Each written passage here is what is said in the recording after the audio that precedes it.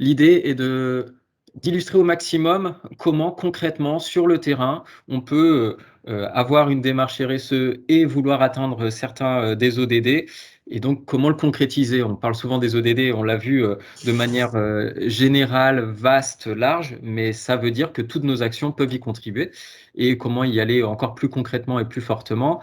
Il y a, les entreprises parfois c'est des vocabulaires qui sont, moins, familiers et là on peut avoir des associations et des ONG qui peuvent aussi, contribuer, à cela et vous aider avec des partenariats et c'est ça qu'on va essayer de montrer, là, c'est comment, des partenariats notamment, ONG entreprises peuvent mener à l'atteinte de ces ODD. Donc, Élaric, je vous laisse la parole en tant que donc coordinateur de développement chez Entrepreneurs du Monde. À vous. Merci Nicolas et félicitations aux autres intervenants en tout cas pour leur présentation qui était super intéressante en tout cas pour moi.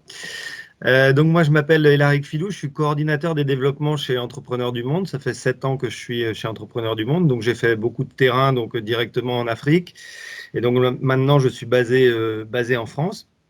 Donc Entrepreneurs du Monde c'est quoi? C'est une association donc loi 1901 qui est basée à Lyon, qui a une antenne à Poitiers et à Paris et qui intervient donc dans 12 pays dans le monde. On peut déjà passer la slide suivante, hein.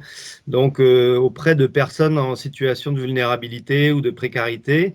Donc, ça peut être donc là l'image à gauche, hein, à Manille, dans des bidonvilles, dans des villages isolés, dans les quartiers non lotis de Ouagadougou, mais également en France où on développe 2 programmes. Slide suivante. Donc voilà, on a défini bien entendu notre mission, hein.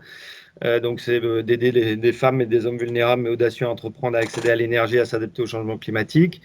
Ça, c'est une mission qui a été mise à jour pendant la planification stratégique, la dernière, de 2022-2026. On peut passer à la slide suivante. Alors bon, je vais rentrer un petit peu plus dans le détail et peut-être expliquer un petit peu la philosophie ou l'approche globale d'Entrepreneurs du Monde. Donc, Entrepreneurs du Monde a une particularité, c'est que elle n'agit pas, on va dire, comme des ONG dites classiques, elle agit davantage comme un incubateur de structures. Concrètement, dans 4 domaines, donc la microfinance sociale, donc c'est-à-dire qu'on monte des structures de microfinance sociale. J'expliquerai un petit peu après ce que ça veut dire le mot social. Des structures de droit local et qui viseront à rester dans le paysage après notre intervention. Donc, pour avoir une durabilité dans les pays où on intervient. Donc, on a un deuxième métier qui est l'agro-entrepreneuriat, donc qui concerne notamment tout ce qui est filière et chaîne de valeur agricole. On a un troisième métier sur la création de très petites entreprises et de l'insertion professionnelle, et un quatrième métier sur l'accès à l'énergie. Alors, je vais peut-être aller un peu plus dans le détail de ce qu'on fait, notre métier historique, qui est la microfinance sociale. Donc, effectivement, on incube des structures, donc avec une agrémentation auprès du ministère des Finances pour avoir l'autorisation donc de faire du crédit. Et donc, on cible des personnes, en grande majorité des femmes, hein, c'est 85% de femmes qu'on vise sur nos programmes, pour leur donner accès à du crédit parce qu'elles ne peuvent pas forcément avoir accès à du crédit dans des microfinances dites classiques parce qu'elles ne peuvent pas présenter de garantie, elles ne peuvent pas présenter de caution. Nous, on a une méthodologie très particulière chez Entrepreneurs du Monde qui permet à ces femmes-là tout de même de réussir à avoir un crédit sans garantie, sans caution. Et donc, ça permet en fait de développer de petites activités génératrices de revenus, hein, AGR, qui permettent à ces femmes de se développer et de sortir progressivement de la pauvreté. Sur notre deuxième métier historique, donc l'accès à l'énergie, donc là, on travaille sous un système de micro-franchises et de réseaux pour diffuser des produits d'accès à l'énergie propre, donc des foyers améliorés, des foyers AGPL et également tout ce qui est produits solaires. Donc ça, on développe ça également dans 4-5 pays. Alors juste les pays où on intervient effectivement en Afrique, beaucoup, Afrique de l'Ouest, hein, on intervient dans 6 pays en Afrique de l'Ouest, on intervient dans 5 pays en Asie, et on intervient également en Haïti et en France. Et donc l'objectif, donc on a des structures qui sont actuellement appuyées, et qu'on accompagne pendant 4 ans, 5 ans, 6 ans, selon les pays, selon les contextes, jusqu'à l'atteinte de leur viabilité à la fois opérationnelle et à la fois financière. Donc opérationnelle veut dire donc on arrive à structurer des équipes et à organiser des équipes pour qu'elles soient complètement indépendantes pour la gestion des tâches habituelles, et financière, que l'ensemble des recettes réussissent à couvrir l'ensemble des charges des différentes structures. Donc il y a des structures qu'on a incubées en 2006, 2008, 2009. Il y a certaines d'entre elles sont déjà indépendantes et autonomes. On garde une place dans la gouvernance de ces structures pour s'assurer en fait qu'il n'y ait pas de dérive de leur mission sociale. C'est-à-dire, typiquement pour une structure de microfinance, qu'elle ne dérive pas pour faire du crédit uniquement à des gros hommes d'affaires ou des entrepreneurs fortunés, et qu'elle garde cette ligne de conduite pour offrir du crédit à des populations vulnérables. Voilà un petit peu, donc pour ne pas prendre trop de temps, parce que je sais que mon temps est limité, on va passer à la slide suivante. Donc voilà les pays où on intervient. Donc de toute façon, la présentation, je pense, vous sera partagée par Nicolas par la suite. Donc voilà les quelques grands chiffres. Voilà ici, ça c'est les différentes, comment fonctionne Entrepreneurs du Monde, donc par rapport aux ressources. Donc on est appuyé effectivement par des subventions publiques, avec notamment notre principal partenaire qui est l'Agence française de développement. Mais on travaille aussi beaucoup avec des entreprises et des fondations d'entreprises, d'où le nom aussi Entrepreneurs du Monde, c'est qu'il y a eu un lien très fort avec les entreprises dès le départ. Donc c'est des fondations d'entreprises ou des fondations de particuliers. Et puis on a aussi d'autres recettes avec des donateurs privés. Et donc sur l'utilisation de ces ressources, 82% sont affectés directement à nos structures incubées sur le terrain. On va passer à la suivante. Donc, c'est quelques entreprises qui nous soutiennent. Donc, on a des grandes entreprises comme L'Oréal et des plus petites aussi. Voilà, il y a les logos un petit peu. Elles ne sont pas toutes, mais on retrouve un petit peu les principaux partenaires d'Entrepreneurs du Monde sur cette slide, avec bien sûr des partenaires historiques comme l'Agence française de développement, mais également d'autres coopérations décentralisées. Et effectivement des fondations d'entreprises qui nous soutiennent généralement pour des conventions sur 3 ans, sur 5 ans, sur 6 ans, et qui permettent en fait de donner vie en fait à nos projets sur place et à nos structures incubées sur place. Voilà, je passons à la slide suivante. Donc alors on m'a demandé donc de présenter un petit peu 2 illustrations de ce que l'on fait sur le terrain.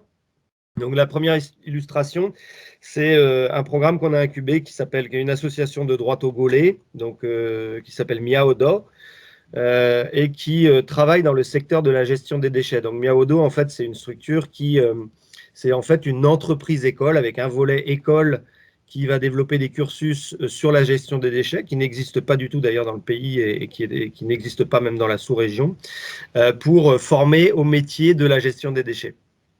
Et donc un volet entreprise qui sont donc des initiatives qui permettent de récupérer en fait des recettes et qui servent en même temps de terrain d'apprentissage pour l'école.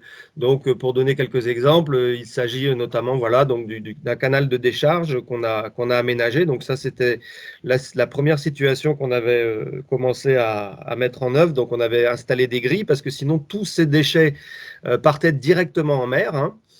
Et donc, on a interpellé donc, les entreprises, les grandes entreprises du secteur, parce que ça, donc, c'est une zone qui est située pas très loin du port. Donc, on a beaucoup de grosses entreprises.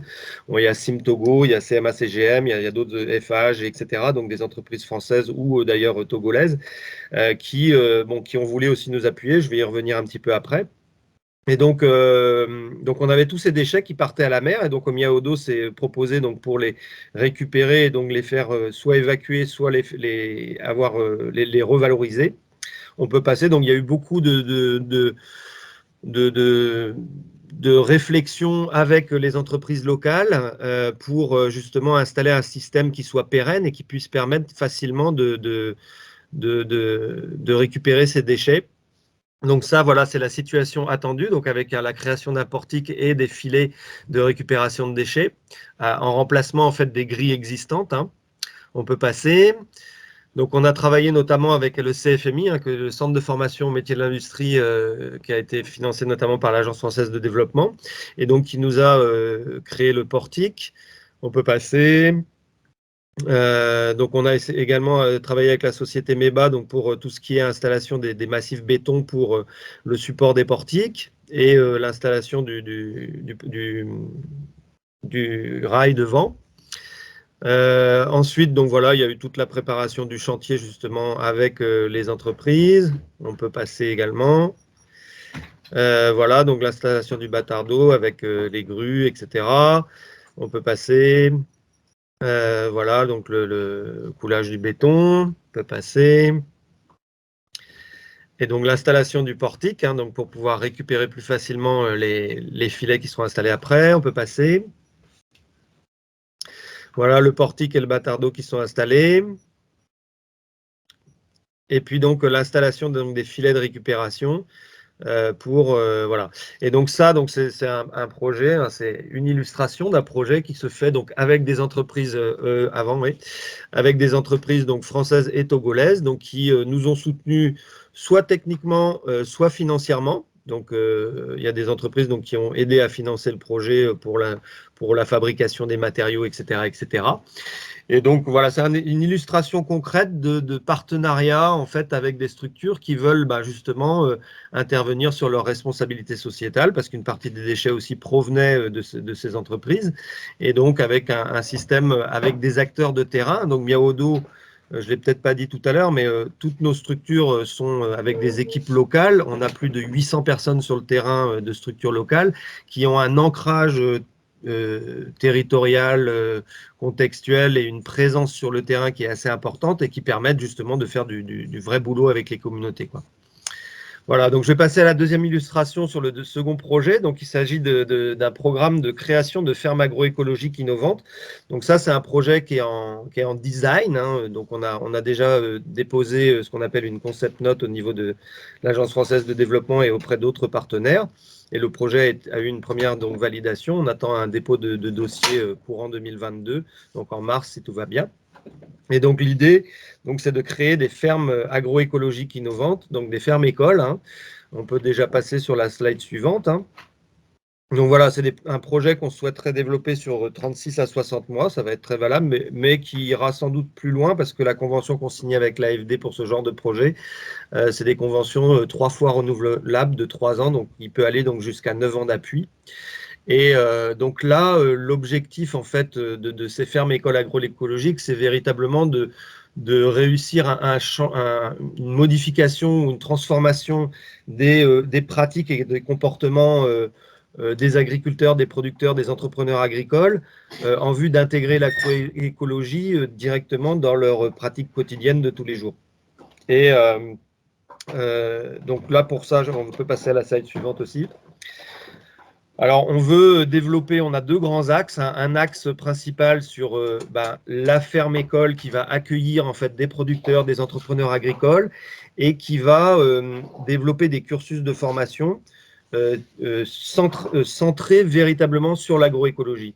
Et à côté de cela, on aura également un laboratoire d'innovation avec des unités techniques qui vont justement tester des solutions pratiques et adaptées au contexte, qui seront différentes selon les pays, hein. Donc là, on est bien sur 2 pays, on est sur le Togo et sur le Sénégal, avec des contextes climatiques complètement différents, hein, zone subsaharienne et zone soudano-guinéenne pour le Togo. Et donc de tester en fait dans ces laboratoires d'innovation, en partenariat notamment avec des centres de recherche, avec des entreprises qui ont développé des concepts intéressants, de développer et de valider ou pas d'ailleurs, des solutions pratiques, concrètes pour les agriculteurs et qui pourront être ensuite répliquées. Ça, c'est donc le premier objectif. Et donc, le deuxième objectif, slide suivante, donc, qui est de travailler avec des chaînes de valeur locales, donc qui seront préalablement identifiées, donc des chaînes de valeur qui fonctionnent. Alors, au Sénégal, typiquement, c'est la filière oignon qui a été sélectionnée. Et donc, travailler avec ces chaînes de valeur, justement pour mettre en pratique les innovations et solutions innovantes qui auront été testées sur la ferme école. Et donc, il y aura toute une partie d'accompagnement, de vulgarisation auprès des producteurs et des entrepreneurs agricoles pour la mise en place justement de ces solutions sur le terrain. Voilà, donc on peut passer la slide suivante. Donc voilà, bon, j'ai rapidement reprécisé les différents résultats. Alors c'est très ONG comme présentation parce que on appelle ça donc le cadre logique, mais bon, j'en suis désolé pour les non-adeptes de ce genre de présentation. Donc effectivement, on va avoir des fermes-écoles qui vont être développées dans chacun des deux pays. On va avoir un service donc de pédagogique qui va être assuré avec des formations qui sont très pratico-pratiques parce que les cibles sont des personnes qui sont en grande partie vulnérables, non lettrées, non alphabétisées.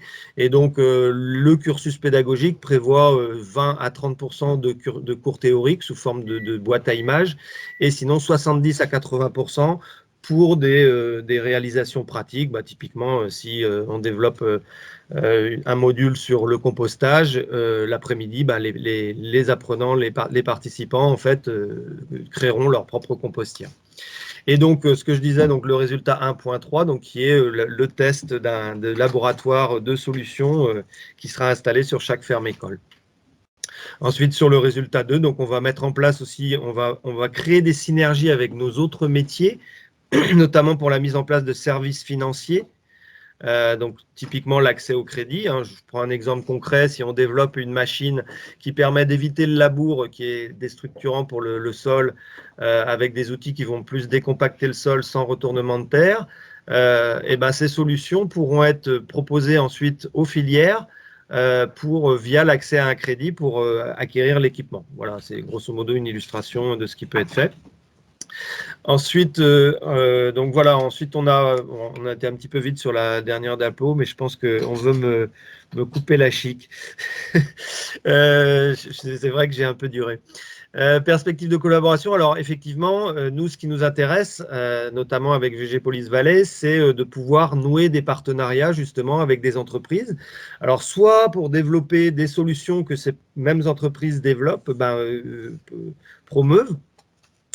Donc, ça peut être des partenariats techniques, ça peut être des partenariats financiers pour des structures qui ont, par exemple, des fondations associées à leurs entreprises et qui veulent appuyer concrètement et financièrement des projets que nous développons sur le terrain. Et ça peut être également des collaborations, notamment dans le montage de dossiers de financement. Alors, je pense que certaines entreprises là, qui assistent au webinaire connaissent le mécanisme du FASEP.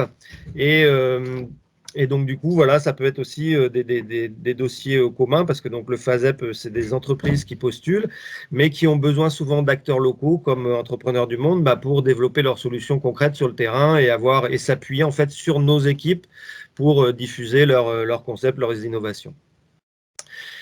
Voilà un petit peu pour ma présentation. Je suis ouvert à toutes les questions. Donc effectivement, donc il y a mes coordonnées également, et donc il y a Eric Eustache qui n'a pas pu être présent aujourd'hui, mais qui est donc le responsable du pôle agro-entrepreneuriat, qui développe et qui suit particulièrement le projet de la ferme école au Sénégal, qui est aussi correspondant et à qui vous pourrez aussi envoyer des demandes de précision si nos actions vous intéressent. Merci encore à vous. Merci Nicolas. Merci. N'hésitez pas encore une fois tous à inscrire vos questions dans le chat pour pouvoir continuer les échanges. On voit là déjà une illustration de partenariats possibles, multi-acteurs, parfois avec des solutions finalement simples, mais qui demandent beaucoup de mise en œuvre et d'acteurs différents pour une bonne mise en œuvre. Et je pense qu'on va trouver juste après donc une autre illustration de ce type de partenariat qu'on va appeler partenariat économique responsable. Donc, Monsieur Métayer, Monsieur Guilbault et Monsieur Riffaut, si je ne me trompe pas, je vais vous laisser gérer votre temps de parole entre vous trois pour nous parler du cas concret, encore une fois, entre Terena et AFDI, qui est parti, si je me rappelle bien, non pas d'une démarche RSE à la base, mais d'une demande d'une entreprise de sourcing ou de filière, et puis qui en est arrivé aussi à rapprocher sur ces thématiques RSE. Je vous laisse la parole. Ok, merci. Donc, je compléterai. Je vais laisser Marcel parler au nom d'AFDI et Gérard au nom de Terena. On peut passer à la diapo suivante et peut-être, Gérard, si tu veux bien démarrer, pourquoi se lancer dans ce partenariat? Peut-être quelques mots de présentation. Je ne sais pas si oui. l'ensemble des participants connaît la coopérative Terrena. Donc moi, je me présenter, donc Gérard Guilbault, je suis agriculteur dans le sud de la Loire-Atlantique, hein, près de Pornic pour vous situer, hein, et donc administrateur, membre du bureau de Terrena jusqu'à l'année dernière, puisque j'ai laissé mon poste pour raison de retraite, puisque je suis un tout jeune retraité, mais le président de Terrena m'a laissé une mission, hein, donc d'animer une commission qu'on appelle à Terrena la Solidarité Internationale. Et je pilote cette commission depuis 3 ans et j'en ai encore la charge aujourd'hui.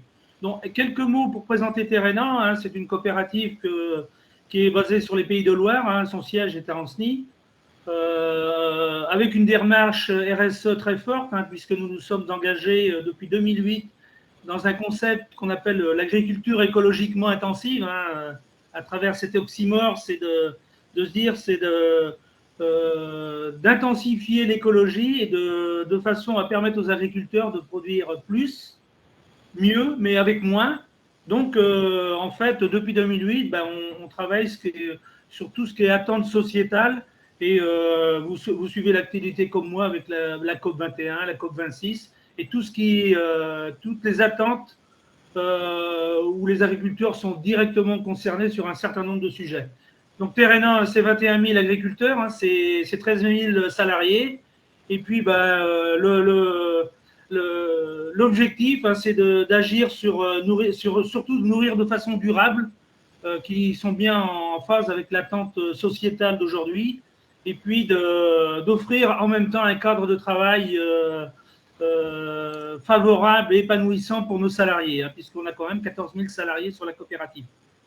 Donc voilà, en quelques chiffres, hein, c'est 5 milliards d'euros de chiffre d'affaires et c'est quand même 46 000, autour de 46 à 47 000 emplois directs sur les Pays de Loire, rien que pour la coopérative Terrena, entre les agriculteurs et les salariés.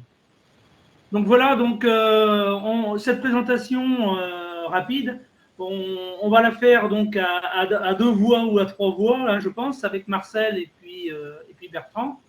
Donc du côté de Terrena, nous, il y a 3 ans, on s'est vraiment posé la question, puisqu'on est adhérent Terrena depuis, historiquement, à l'AFDI depuis de nombreuses années, et puis, bah, on participait financièrement au fonctionnement de l'AFDI. On avait un rapport tous les ans de l'AFDI où on se voyait. Donc, la question qui s'est posée, c'est est-ce qu'on continue comme ça à se donner bonne conscience et puis on fait un chèque et puis voilà, ça marche, ça fonctionne bien, ou on passe d'une relation de bailleur à une relation d'acteur et de regarder, s'il est possible, de faire un partenariat économique responsable avec nos collègues agriculteurs du Sud. Donc, on s'est interrogé sur les circuits, clairement. Qu'est-ce qu'on fait à Terrena? Il faut savoir que quand même, Terrena, on exporte très peu. Hein. On produit tout sur les Pays de Loire, et c'est essentiellement du marché national. Par contre, on a besoin d'intrants, clairement, notamment des protéines. On est coopérative, un gros acheteur de soja. Et on a donc essayé de regarder c'était quoi nos approvisionnements et est-ce qu'on est bien en phase avec la RSE. Alors, je pense que tout à l'heure, Mme Niouf, qui a présenté la RSE du groupe AFNOR, donc je pense qu'elle nous connaît bien, hein, et elle sait qu'on travaille, je pense, sur ce sujet RSE. Donc, on s'est interrogé sur nos approvisionnements, et notamment nos approvisionnements protéines. Donc, et on a essayé de solutionner la question de fourniture des protéines, et notamment des protéines bio, puisque aujourd'hui, vous voyez sur la slide, là, le déficit en protéines, et notamment bio en France, il est de 60 000 tonnes. Hein. On a un besoin de 60 000 tonnes de protéines par an, notamment de soja bio. Et donc, nous, on a regardé où on s'approvisionnait. Donc, évidemment, on a un sourcing franco-français, hein, puisqu'il y a une production qui s'est mise en place depuis quelques années sur le sud de la France. Et on essaie, chez nous aussi, sur les Pays de Loire, de mettre en place des cultures de soja pour alimenter notre filière. On a un sourcing également sur le Bénin, sur l'Afrique, Bénin, Burkina maintenant, mais on en parlera tout à l'heure. Et c'était vraiment l'intérêt, c'était de mettre en place ce partenariat économique responsable et essayer de mettre en place une filière gagnant-gagnant avec les agriculteurs. Donc voilà rapidement pour moi, pour ce qui concerne Terrena. Je te laisse la parole, Marcel ou Bertrand. Oui. Donc, vous m'entendez là? Oui. Est-ce que vous m'entendez? Oui, c'est bon. Pour moi. Oui, parfaitement. Allez-y. Oui, vous m'entendez? Oui, c'est bon, Marcel. Oui. Bon, bonjour, Marcel Briffaut. Moi, je suis dans Vendéen, ancien agriculteur.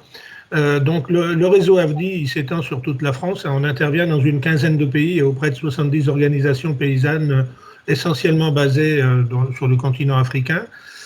En ce qui concerne l'AFDI des Pays de la Loire, on est sur 3 pays, donc le Burkina, on va y revenir, la République démocratique du Congo et la Tunisie. On travaille uniquement dans le domaine agricole. Hein. Et depuis 40 ans, puisque l'AFDI est l'émanation des organisations agricoles françaises, donc à ce titre-là, Terrena fait partie aussi, non pas que du collège adhérent, mais du collège des fondateurs, puisque la coopération était dans les fondateurs. Et donc, c'était donc l'accompagnement des paysans du Sud et des paysans expliquer aussi aux producteurs du Nord, puisque ça c'est une des missions, expliquer qu'il y avait une interaction entre les agricultures du monde, qu'elles soient au Nord et qu'elles soient au Sud. L'opportunité qui s'est présentée avec Terrena, c'était de donner un autre sens, un nouveau sens un petit peu à la collaboration, aux collaborations existantes qui étaient dites classiques, hein, qui étaient de l'accompagnement des producteurs au Sud, et donner un sens plus économique. Donc on arrivait à cette dynamique économique, source de développement, et puis offrir la possibilité d'avoir un revenu avec des productions marchandes, puisqu'on passe d'une agriculture nourricière pour le pays, effectivement, mais aussi qui peut générer un résultat économique pour répondre aux besoins familiaux. Donc ça a été le partenariat qu'on a engagé avec Terrena, c'est-à-dire les mettre en relation avec une coopérative au Sud, au Burkina en particulier, qui existait. Cette coopérative était déjà en plein état de fonctionnement, elle produisait, elle recherchait des marchés, et des questions se sont posées, on le revoit sur la photo suivante, des questions se sont posées à l'AFDI. Le slide suivant, s'il vous plaît. On doit l'avoir, non? Voilà.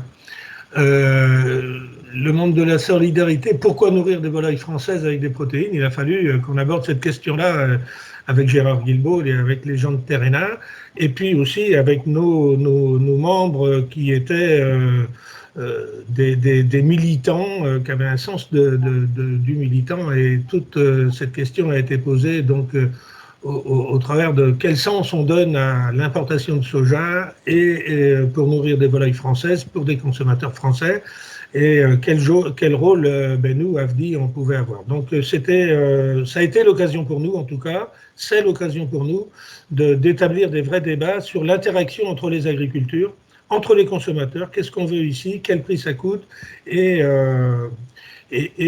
pour Terrena, on a abordé cette question sous l'angle de dire, si on peut développer une coopération avec des producteurs au Sud, on peut les amener à développer davantage d'activités et de transformation localement, plutôt que d'avoir de l'importation pour nous de matières brutes, peut-être qu'on pourrait arriver à de l'importation de matières déjà transformées. Et puis, toute cette phase-là, elle est bien évidemment en attendant qu'en France, on aboutisse peut-être à un meilleur équilibrage entre nos besoins de protéines et la consommation de protéines. Donc la production et la consommation. Voilà, donc un petit peu ce qui s'est fait. Bien sûr, rester dans une fonction garante d'une certaine éthique, s'assurer que les producteurs du Sud, nous, ça c'est le rôle de l'AFDI, hein, on n'est pas acheteur, on n'est pas consommateur de soja, on a servi d'interface, et notre rôle AFDI, c'est de s'assurer que les producteurs du Burkina font gagner leur vie, donc on travaille sur les prix de revient, sur l'équité qui doit être en place tout au long de cette démarche commerciale. ce qui n'empêche pas qu'on souhaite maintenir cette relation d'activité économique avec Terrena. On est dans l'interface, la mise en relation. Donc, Bertrand, Gérard.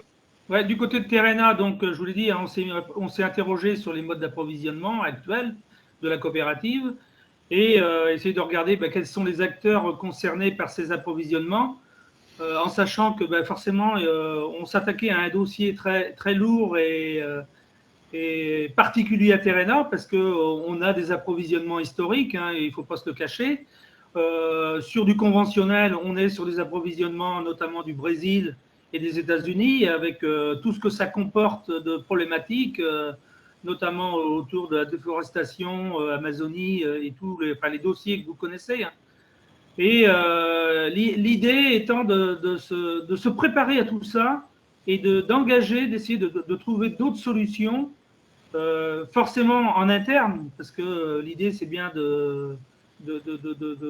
d'avoir l'autonomie protéine à terme, hein, tu l'as dit Marcel, à terme, et c'est pas d'engager, pas de refaire ce qu'on a fait depuis 20 ans ou 30 ans, notamment sur le Brésil et sur les États-Unis, le refaire sur l'Afrique. Hein. C'est pas du tout l'idée, c'est bien de s'engager dans une démarche d'éthique surtout.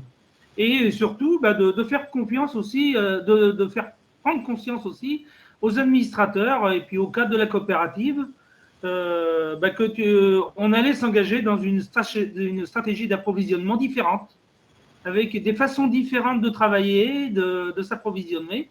Et ça, croyez-moi, c'est pas simple.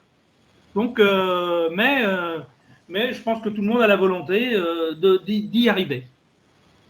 Donc, on peut peut-être passer à la slide suivante. Donc, Marcel, je te laisse. Là, les impacts au Burkina, hein, toi qui connais bien la région. Oui, les impacts, c'est de soutenir l'agriculture familiale en développant donc cette production, cette filière de production qui existe déjà, hein, puisqu'il y a énormément il y a beaucoup de consommation à destination humaine au Burkina. Il y a des filières volailles qui se mettent en place au Burkina, donc c'est aussi de construire la filière qui va servir d'activité économique sur cette partie du Burkina. Donc on est plutôt dans le sud du Burkina, donc c'est pas la partie sahélienne, hein, mais où il se produit le soja, donc qui est dans le centre du Burkina et dans le sud. Donc c'est d'assurer un débouché rémunérateur, donc c'est ce que je disais tout à l'heure, donc s'assurer que les coûts de production, améliorer les techniques de production, mais bon, ils savent produire, hein, le Burkina. Où il y a un autre souci, c'est les rotations de culture. Donc, c'est de trouver probablement une alternative à faire un soja sur soja, puisqu'ils ont démarré comme ça, mais ça ne va pas durer longtemps, cette histoire. Donc, il faut qu'il y ait des rotations de culture. Dans le domaine agricole, c'est indispensable. Donc, il peut y avoir le coton bio, dans ces régions. Alors, on n'est pas spécialisé, nous, les Français, sur la transformation du coton, donc on n'est pas intéressé à ce sujet-là sur des activités coton, mais par contre, il peut y avoir d'autres produits comme le sésame, ou le fonio, ou des produits alimentaires qui pourraient s'introduire dans ces rotations, des nouvelles productions, quoi.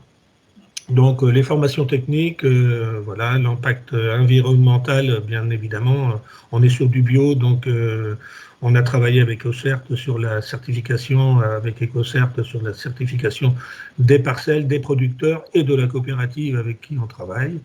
Bon, c'est des choses qu'on a découvert, hein, parce que c'est pas simple, c'est tout un processus, remonter sur l'historique des parcelles, etc. Donc c'est des choses. On était encore au stade de l'apprentissage. La qualité de la marchandise qui est arrivée a été bonne. Bon, après, on a eu des soucis. Maintenant, c'est l'accompagnement avec des déplacements qui ne se font plus, donc sur site. Et la Covid nous a perturbé ces 2 dernières années, ces 2 dernières campagnes. On peut avancer voilà. la diapo. La diapo suivante. Donc là, l'impact en France, je vous l'ai évoqué un petit peu, elle n'était pas neutre, hein, c'est l'interpellation déjà des administrateurs et des cadres sur les modes d'approvisionnement, mais également nos coopérateurs, hein, qui qui nous ont carrément dit à un moment, mais attendez, qu'est-ce que vous êtes en train de faire là c'est pas possible d'aller développer de la production là-bas. Donc, ça a vraiment eu un vrai débat au sein de la coopérative. Le lien concret de l'action avec la RSE, je vous l'ai évoqué aussi, valorisation des valeurs de la coopérative. Nos valeurs, hein, c'est l'engagement et la solidarité. Hein. Donc, l'engagement et la solidarité, ça démarre chez nous. C'est vrai, avec nos agriculteurs, mais aussi avec des agriculteurs aussi du Sud, hein, qui sont peut-être un peu plus éloignés, mais qui ont besoin de nous. On l'a évoqué tout à l'heure avec Marcel sur la formation. Hein, je pense qu'il y a une très forte expertise au niveau de Terrena en termes de relations techniques, de partage de solutions techniques innovantes qu'on peut partager avec les agriculteurs du Sud. Et on l'a vu avec Marcel quand on a fait nos premières réunions bout de champ avec les agriculteurs de là-bas, c'est qu'ils sont jeunes et ils ont envie aussi d'apprendre et puis de connaître un peu les nouvelles techniques. Ouverture des adhérents de la coopérative au contexte des productions du Sud. Alors c'est clair qu'il y a un vrai déficit d'information. Les gens savent, mais ne s'y intéressent pas vraiment. Mais pour cause, il y a souvent assez de préoccupations chez nous, sans parler de s'intéresser aux préoccupations des autres, mais malheureusement, on ne peut pas vivre sans. Hein.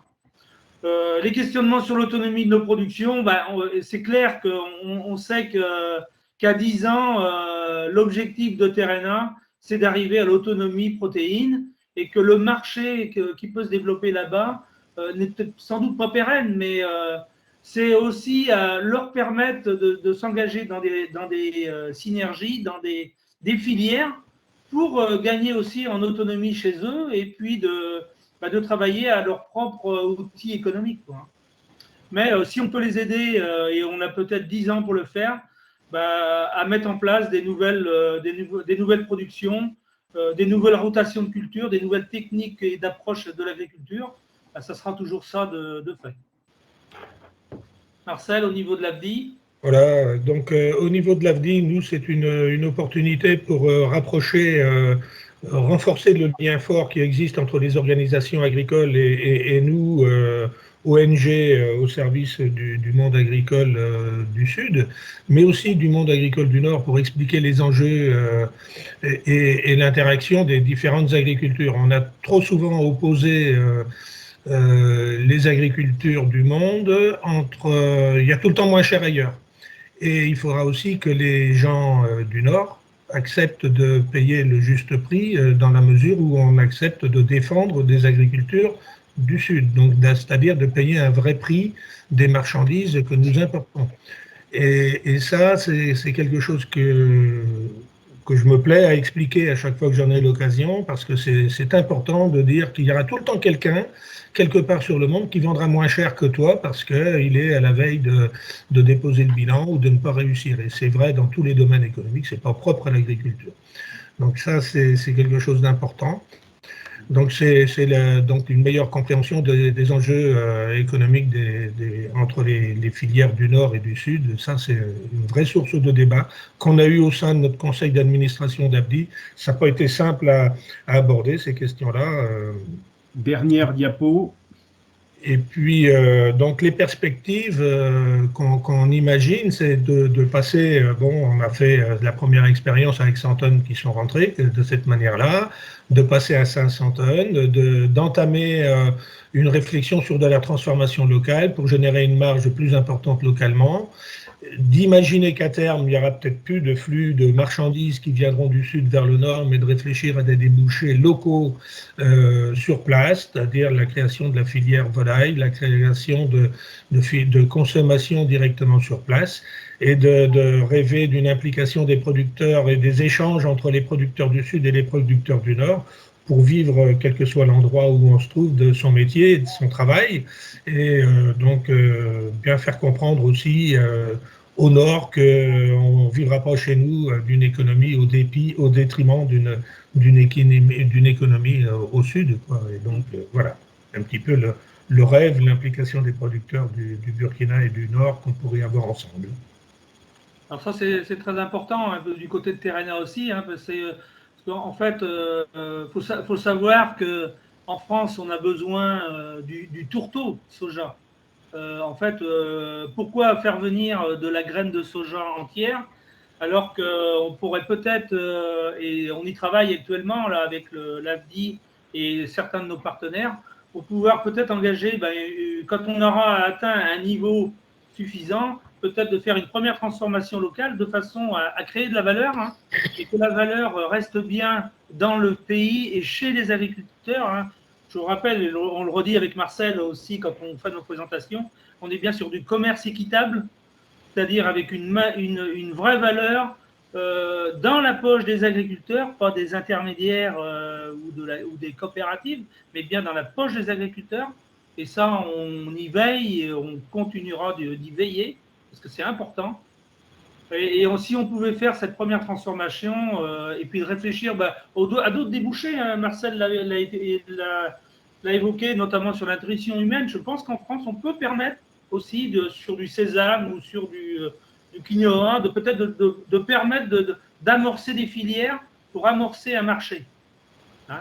Et puis l'implication, alors moi mon rêve en tant qu'administrateur de Terrena, c'est bien sûr que nos agriculteurs du Sud soient adhérents à travers la coopérative COPSAC, soient adhérents à part entière de Terrena. Alors je sais que c'est compliqué et que c'est même très difficile parce que les statuts de la coopération aujourd'hui ne le permettent pas, mais que demain les adhérents de la coopérative COPSAC soient adhérents ou partenaires privilégiés de la coopérative Terrena, franchement, avec Marcel, on se dit on aura fait un sacré boulot, quoi. Merci. On vous a laissé pleinement la parole sur ce temps. C'était très intéressant d'avoir votre double voix et les deux partenaires. Et bien sûr, comme vous venez de le citer à la fin, c'est le partenaire aussi burkinabé qui aurait été intéressant d'avoir les trois voix ensemble, évidemment, dans un partenariat comme celui-ci. Je me permets, avant de voir s'il y a des questions dans le chat, je vois que Élaric Filouz avait souhaité peut-être rebondir sur ce qui a été présenté et apporter des éléments complémentaires. Élaric, est-ce que vous avez je vois votre main levée. Ouais, merci. Ouais, en tout cas, c'était super intéressant. Ça me rappelle aussi le bon temps où je travaillais. J'ai été 10 ans dans une coopérative agricole, justement, membre de Terrena. Et ça me rappelle le bon temps. Non, je me posais la question au Burkina, parce qu'on intervient aussi au Burkina. Vous n'avez pas trop de soucis sécuritaires, parce que nous, c'est une composante quand même qui rentre vraiment en ligne de compte, notamment pour le suivi de nos projets sur place. Comment est-ce que vous réussissez à gérer ça? Parce que je sais que c'est très compliqué maintenant, alors surtout si vous êtes au sud du Burkina, vers Tenkodogo ou je ne sais pas vers où c'est, mais donc c'est quand même assez compliqué de pouvoir faire un suivi efficace.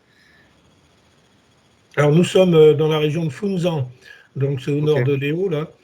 On n'y va plus depuis 18 mois, quoi. La dernière 2 ans, hein, on est allé avec Gérard. Donc l'an dernier, cette année, la marchandise n'est pas venue parce qu'il y a eu d'autres soucis.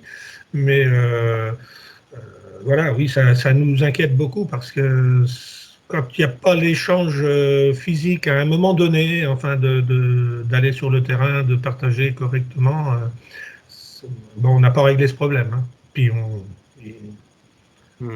on le subit. Non, mais clairement, on a un problème, oui, sécuritaire. Forcément, quand on n'a pas d'échange, comme dit Marcel, c'est compliqué. On voit bien qu'on est à bâtir une filière, donc on a de la logistique, on a de la certification qui n'est pas évidente. Fallait quand même emmener les agriculteurs sur des démarches comme ça. Moi, j'étais vraiment agréablement surpris de la réactivité qu'ils ont eue au niveau de la COPSAC pour justement mettre ça en place. C'est assez surprenant. Moi, je ne connaissais pas l'Afrique avant.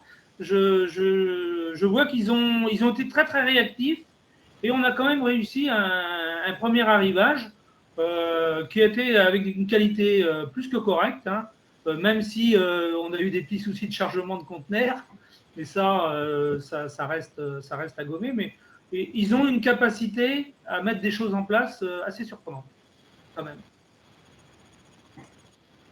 Merci. Alors, je vois un autre commentaire dans le chat. Je vous laisserai aussi répondre directement si nécessaire de la part de la région Auvergne-Rhône-Alpes qui dit le groupement Unitex. Donc, en Auvergne-Rhône-Alpes, recherché il y a quelques années des sources d'approvisionnement en coton bio. Et si ça peut vous être utile, savoir si ça existe encore aujourd'hui, allez creuser ce filon-là. Parler de filon lorsqu'on parle de textile, c'est plutôt pas mal. Est-ce que ce qui était intéressant dans votre démarche, c'était vraiment partir de l'approvisionnement, comment le modifier ou comment le varier? Puis aujourd'hui, on voit vraiment, c'est une vraie d'un fournisseur, c'est devenu un partenaire. D'un partenaire, vous voulez même l'intégrer. Donc, c'est ce cheminement-là qui est intéressant. Et on voit que ça a besoin de quelques années pour cela, pour créer cette confiance et créer du débat au sein de votre conseil d'administration. Lorsqu'on parle souvent de RSE, on parle d'un dirigeant qui donne le cap pour l'entreprise. Là, dans le cadre d'une coopérative, on voit aussi que c'est possible avec un conseil d'administration. Donc, c'était assez intéressant d'avoir votre vision et votre témoignage là-dessus. Est-ce qu'il y a d'autres questions dans le chat? N'hésitez pas. Gérard l'a exprimé tout à l'heure, hein, il y a beaucoup de producteurs bio en France, mais on ne s'oppose pas quand on est consommateur d'où on a été chercher la matière première, quoi. On veut pas le savoir, en fait, on veut pas l'acheter trop cher. On est tous des consommateurs. On va dans le magasin, on regarde le prix, on regarde un certain nombre de choses. Bon, maintenant il y a d'autres types de marchés qui se développent, mais et là il y a tout un travail qu'on a découvert depuis 2 ou 3 ans sur comment on communique sur cet aspect-là, quoi. Parce que si on veut vraiment s'orienter vers une production bio, locale, etc., on va être obligé de répondre à un certain nombre de problèmes qui se posent devant nous. On n'a pas la quantité physique de protéines bio en France dans l'immédiat, on l'aura peut-être dans 10 ans, et ça, c'est des sujets intéressants à débattre dans nos conseils d'administration et à présenter, y compris dans notre monde agricole qui est censé le connaître, mais on préfère se fermer les yeux souvent, quoi, parce qu'on ne veut pas savoir. Et comment partir d'une problématique franco-française, de se dire ma filière en France, elle a son autonomie, mais pas que. Elle a aussi de l'approvisionnement ailleurs, et comment s'y intéresser. Lorsqu'on parle de RSE, c'est vrai qu'aujourd'hui, c'était le sujet de partir de la RSE. Aujourd'hui, les entreprises le connaissent, mais le volet international est souvent laissé un petit peu pour après. Essayons d'abord de penser à ce qu'on disait, bien-être au travail, etc. Et déjà réglé en interne. Mais là, ça donne une bonne illustration pour une grosse coopérative comme Terrena, et puis après, avec Entrepreneurs du Monde, encore une fois, des entreprises plus petites, et puis avec des entreprises locales qui créent aussi un cercle vertueux sur place avec des partenaires. Alors, je pense qu'il n'y a pas de petites et de grosses entreprises. Il y a des gens qui ont en fait une même finalité, hein, c'est la solidarité, l'engagement, le respect des gens. Et ça, c'est important. Et moi, je suis vraiment ravi que vous nous avez invités à cette rencontre, parce que c'est le moment aussi de parler de ce qu'on fait, parce qu'en fait, on vit les uns à côté des autres, mais souvent, on ne se connaît pas. Et il y a toujours des idées préconçues qui sont faites comme ça. Donc, le fait d'échanger sur des rencontres comme ce matin, c'est très bien d'en avoir pris l'initiative et de nous avoir invités. Donc, merci. Et j'aurais une question pour vous, Monsieur Guilbault. C'est souvent dans les critiques, ou en tout cas dans les réserves que peuvent émettre une entreprise ou un entrepreneur, c'est se dire la RSE, très bien, c'est très beau et on veut tous contribuer. Maintenant, comment je le répercute, cet investissement et ces choses sur mon prix de vente ou sur la valeur que je vais lui donner? Parce que c'est de l'investissement en temps, en hommes, pour mettre en place toutes ces choses ou pour structurer. Quelle valeur, quelle répercussion je l'ai dans mon entreprise en termes valeur économique en tout cas? Nous déjà, ce rapport, il est fait tous les ans. Il est présenté déjà à tous les collaborateurs, que ce soit agriculteurs, hein, puisqu'on est du champ à l'assiette, nous, hein, de la fourche à la fourchette.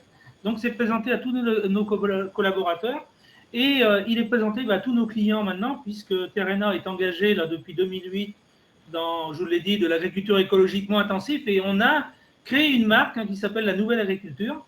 Et dans cette marque, la RSE est le premier pilier, on va dire, est le premier objet de présentation. Parce que moi, je dis souvent, hein, on est dans coopérative, c'est les agriculteurs qui sont aux manettes de la coopérative.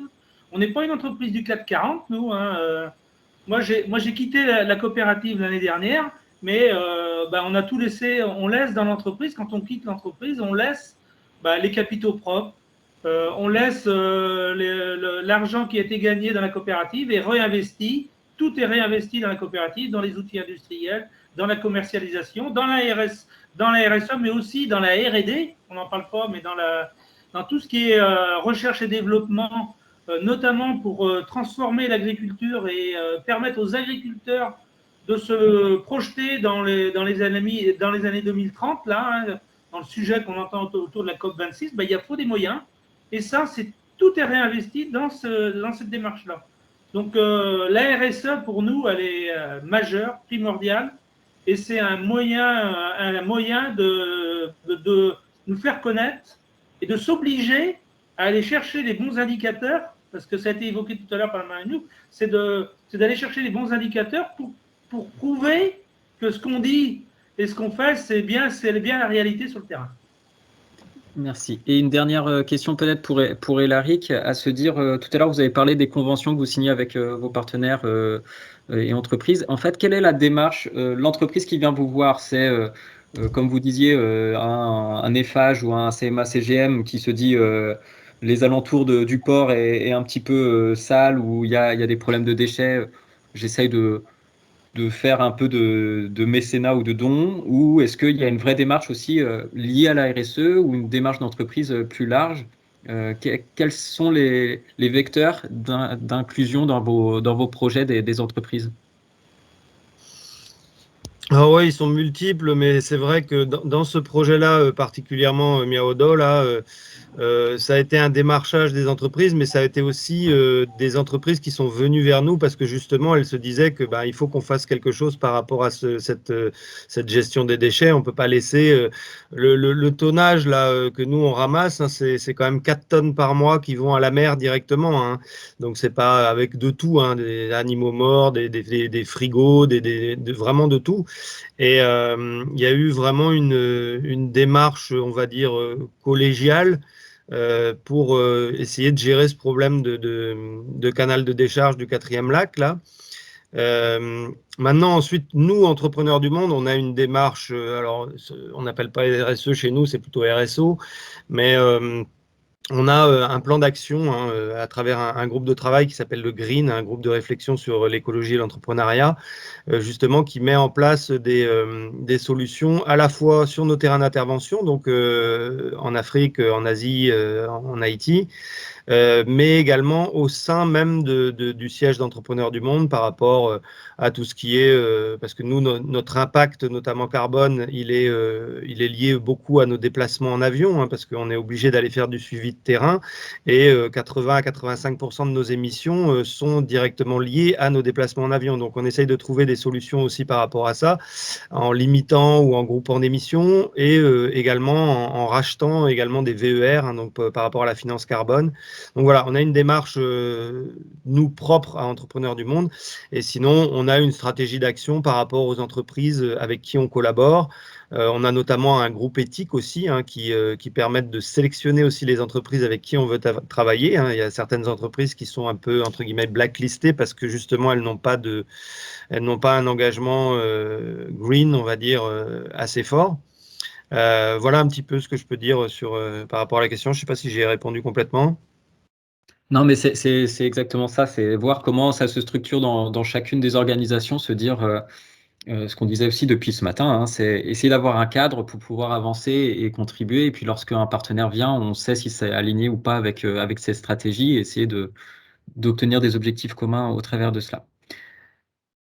Très bien, messieurs, merci. Je pense que c'est important, et Monsieur Guilbault l'a dit, c'est important de connaître aussi son voisin et regarder qui sont les structures qui sont dans nos territoires. On a entendu Centre Val de Loire, Auvergne-Rhône-Alpes pour Entrepreneurs du Monde, et puis Pays de la Loire pour Terrena. Mais bon, là, on est bien d'accord que AFDI ou Terrena C'est sur tout le territoire et on peut trouver aussi tous ceux que je viens de citer en fait sont aussi présents avec des représentants dans toutes nos régions. Donc n'hésitez pas à profiter et on va le voir dans le troisième temps. Donc ça me permet de faire une transition